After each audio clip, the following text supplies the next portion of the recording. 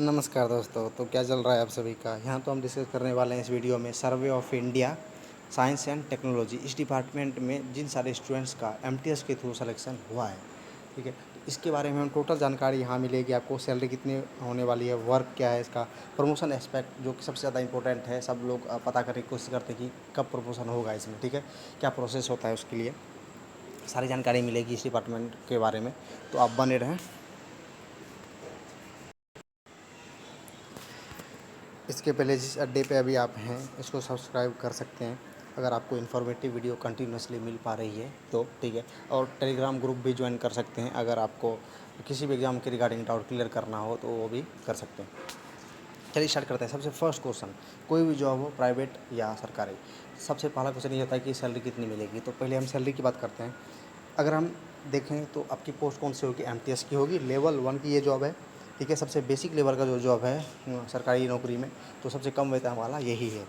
Dearness allowance इसमें मैंने इशारा लगा रखा है क्योंकि अभी 17% है, फ्रीज कर दिया गया है सरकार की तरफ से। हाँ, लेकिन जैसा कि पता चला है कि जुलाई से डिफ्रीज होगा और ये बढ़ेगा। जब ये डियरनेस अलाउंस बढ़ेगा तो आपकी सैलरी भी बढ़ेगी, ठीक है, क्योंकि इसी पे डिपेंड करता है। बेसिक पे जितना है उस पे डिपेंड करता है परसेंटेज। तो डिटेल वीडियो अगर देखनी है सैलरी के बारे में तो आप प्लेलिस्ट में जाके देखें, डिस्क्रिप्शन में भी लिंक मिलेगा, वहाँ से भी देख सकते हैं आप कि कैसी सैलरी तैयार होगी आपकी। बाकी ओवरऑल इसमें बता दे रहा हूँ। देखिए ग्रेड पे कितना है, 1800, इसीलिए आपका बेसिक भी कितना बनेगा, 18,000। देखिए ये पहले साल के लिए 18,000 है। जब एक साल हो जाएगा कंप्लीट आपका तो यही 18,500 हो जाएगा। फिर दूसरे साल 19,100, ऐसे ही बढ़ते रहता है। इसलिए आपने सुना होगा कि हर साल सैलरी बढ़ती जाती है, ठीक है। तो यही कारण होता है। और डियरनेस अलाउंस तो हर 6 महीने पे बढ़ता है, तो उसके कारण भी आपकी सैलरी बढ़ती जाएगी। देखिए अगर आपकी एक्स कैटेगरी सिटी में जॉब लगी है, क्योंकि लोकेशन सबसे ज़्यादा इंपॉर्टेंट है, तो आपको इनहैंस सैलरी जो मिलेगी अप्रॉक्स 27,000 के करीब। वाई सिटी में 25,000 और जे सिटी में 23,000 के अप्रॉक्स आपको सैलरी मिलेगी। अब देखिए सबसे पहले ये आपने गौर किया होगा कि भाई कम ज़्यादा क्यों, क्योंकि डिपार्टमेंट सेम ही है फिर भी कम ज़्यादा सैलरी क्यों होती है। तो दो कारण है। पहला है मेजर जो रीज़न है वो एचआर है, और थोड़ा सा माइनर डिफरेंस आता है ट्रांसपोर्ट अलाउंस की वजह से। इसमें 400-500 का डिफरेंस, 500 का डिफरेंस होता है। मेजर डिफरेंस है एचआरए की वजह से। एचआरए का रूल क्या है, आप नोटिफिकेशन में भी देख सकते हैं, गवर्नमेंट की तरफ से जो दिया गया था, और टेलीग्राम ग्रुप पे भी मैंने दे रखा है कि क्या रूल है। यहाँ मैं बता दे रहा हूँ। एक्स कैटेगरी सिटी में जो है एचआरए यानी रूम रेंट जो मिलता है आपको रहने के लिए, क्योंकि ज़रूरी नहीं कि सबका अपना ही घर हो अलग अलग जगह पे, तो वो बेसिक पे जितना होगा उसका 24% मिलेगा एक्स कैटेगरी सिटी में, वाई में 16 और जेड में 8। लेकिन एक शर्त के साथ कि अगर मतलब कम ग्रेड पे वाली जॉब है तो मिनिमम जो डिसाइड किया गया सरकार की तरफ से, उनको ऐसा लग रहा है उनके नज़रिए से कि इससे कम सैलरी में, ठीक है, रूम रेंट में सर्वाइव नहीं कर पाएंगे आप।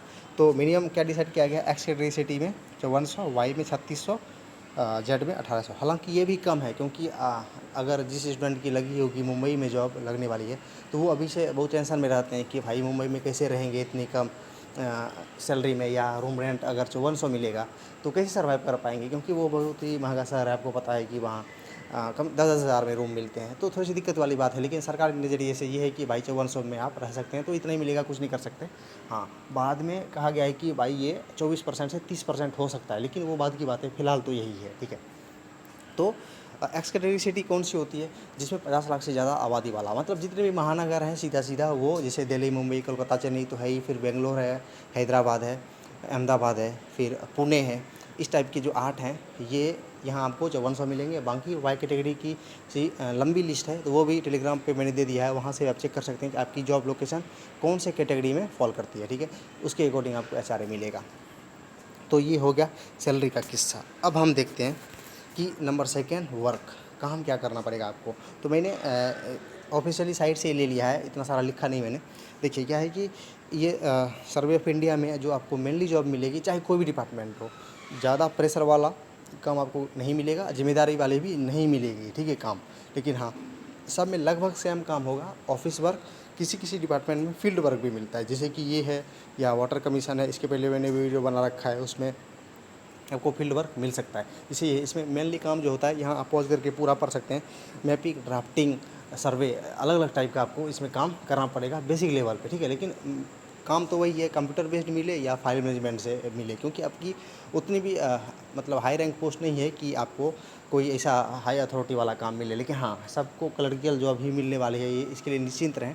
ऐसा नहीं है कि जब आप गूगल में सर्च करेंगे तो जैसा उसमें लिखा जाता है, चाहे कोई कहीं आपसे आपने सुना होगा किसी से कि भाई ऐसा काम करना पड़ेगा, नहीं। आपको जेन्युइन तभी पता चलेगा कि आप ऐसे स्टूडेंट से बात करें कि जो खुद काम कर रहे हैं या उस डिपार्टमेंट में सीनियर हैं, वो बताएंगे आपको एमटीएस के बारे में। या दूसरा कहाँ से पता चलेगा कि जिन्होंने खुद बात कर रखा है। मैंने भी 2 स्टूडेंट से पिछली वीडियो में मैंने बताया था कि बनाने से पहले मैंने बात किया था इनकम टैक्स डिपार्टमेंट में, इस डिपार्टमेंट वाले से तो बात नहीं किया था, कि इनकम टैक्स में बात किया था कि भाई काम क्या है तुम्हारा। तो उसने जैसे जैसे बताया था, मैंने वो बताया था कि भाई क्लर्कियल लेवल का ही जॉब है, कंप्यूटर बेस्ड भी काम मिलता है और फाइल बेस्ड भी काम मिलता है। लेकिन ऐसा नहीं है कि जैसा कि भाई झाड़ू पोछा चाहे जैसा आप सुनते होंगे, ये सब बिल्कुल भी नहीं है, ठीक है। हाँ, थोड़ा सा है कि सीनियरिटी वाला कि कुछ हो सकता है काम वो दे सकते हैं आपको, लेकिन ऐसा ज़्यादा कुछ नहीं है, ठीक है।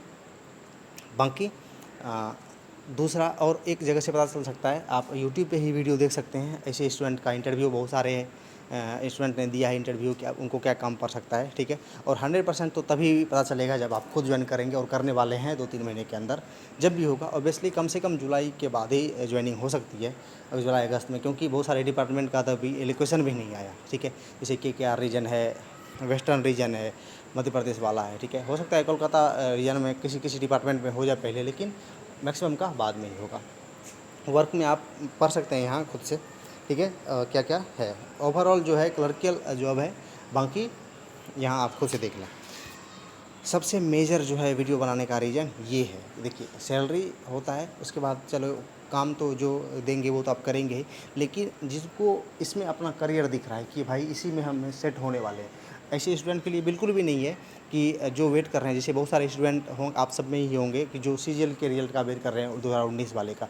मैक्सिमम स्टूडेंट बहुत सारे ऐसे भी होंगे जिनका 2018 में भी हो चुका है। मैं पर्सनली भी बहुत सारे स्टूडेंट को जानता हूँ कि उनको 18 में भी मिल गया है सीट और इसका भी आ गया है। तो वो तो SSC की गलती है, लेकिन हाँ, उसको तो प्रमोशन से कोई लेना देना नहीं है, क्योंकि अगर पहले वो ज्वाइन भी करेंगे, साल 2 साल करेंगे फिर छोड़ देंगे, इतनी जल्दी तो प्रमोशन होता नहीं।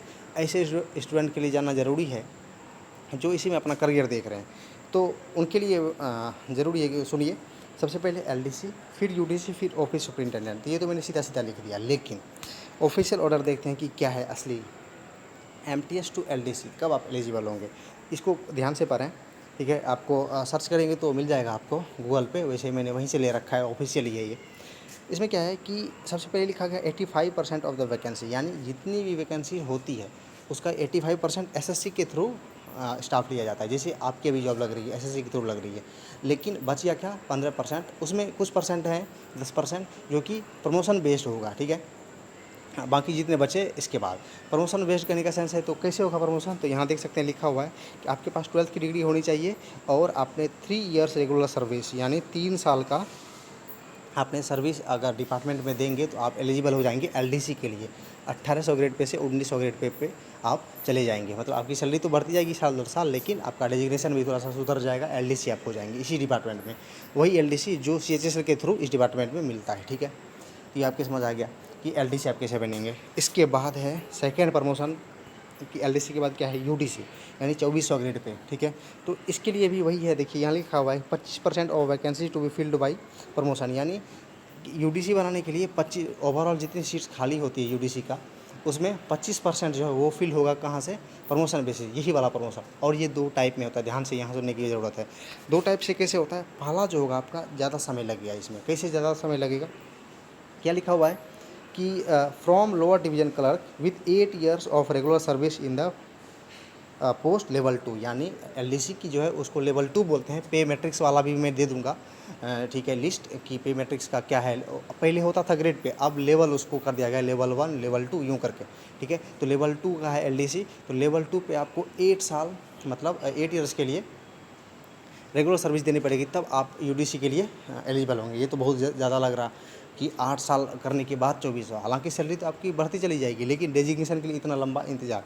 लेकिन ये टाइप 1 है। यहाँ क्या है कि नीचे देखेंगे तो थोड़ी राहत की खबर है कि 25% तो ऐसे भरेंगे, बाकी 15% जो वैकेंसी है वो कैसे भरेंगे, इसमें थोड़ा सा रिलैक्स होगा आपको कि LDC से विथ 5 ईयर्स रेगुलर सर्विस। लेकिन इसमें क्या है कि आपको एग्ज़ाम देना पड़ेगा, डिपार्टमेंटल कॉम्पिटिटिव एग्ज़ाम जो होता है ये आपको देना पड़ेगा, तो आप LDC से UDC 5 साल में बन सकते हैं, ठीक है। ऐसे अगर एग्ज़ाम वगैरह नहीं दे रहे आप या पास नहीं कर पा रहे तो आपको 8 साल का इंतजार करना पड़ेगा। लेकिन आप एग्ज़ाम अगर पास कर लेते हैं ठीक है। ऑब्वियसली आप अभी स्टूडेंट लाइफ में हैं और अच्छे खासे कंपटीशन दे चुके हैं एग्ज़ाम, तो ज़रूर क्लियर करेंगे आगे, क्योंकि पढ़ने की आदत तो जाएगी नहीं। तो आपको 5 साल में मिल जाएगा यूटीसी, ठीक है। लेकिन अगर ऐसा नहीं हो पाता तो आपको 8 साल का इंतज़ार लंबा करना पड़ेगा डेजिग्नेशन सुधारने के लिए 2400 ग्रेड पे जाने के लिए, ठीक है। तो ये था असली इसमें से जो मतलब प्रमोशन पहलू है, ठीक है। तो आपको ज़रूर समझ आया होगा, आप खुद से भी यहाँ पढ़ सकते हैं। बाकी ऑफिशियल जो है आपने ज़रूर सर्च पहले भी किया होगा, और नहीं किया तो खुद से भी करें, ताकि आपको खुद से भी नॉलेज इसमें बढ़ेगी कि क्या सीन है। इसमें मैंने हर चीज़ बताने की कोशिश की है कि सैलरी क्या होगी, ठीक है, काम क्या होगा, और सबसे मेन जो है क्वेश्चन प्रमोशन के बारे में सबको रहती है जानने की इच्छा, तो प्रमोशन क्या हो सकता है इसमें। मतलब मेरी तरफ से मैंने अपने बताने की कोशिश की है, डाउट क्लियर करने का कोशिश किया है। बाकी कुछ मिस्टेक अगर हो गई हो तो आप इग्नोर कर सकते हैं। बाकी अगर अच्छा लगा, इन्फॉर्मेटिव वीडियो लगी है तो लाइक और सब्सक्राइब कर सकते हैं चैनल को, ठीक है। आगे और अपडेट ऐसे ही करता रहूँगा अलग अलग डिपार्टमेंट के बारे में और दूसरे वीडियो के माध्यम से, ठीक है। तो इस वीडियो में इतना ही बताना था, तो एंड करते हैं सेशन को। Thank you. जय हिंद।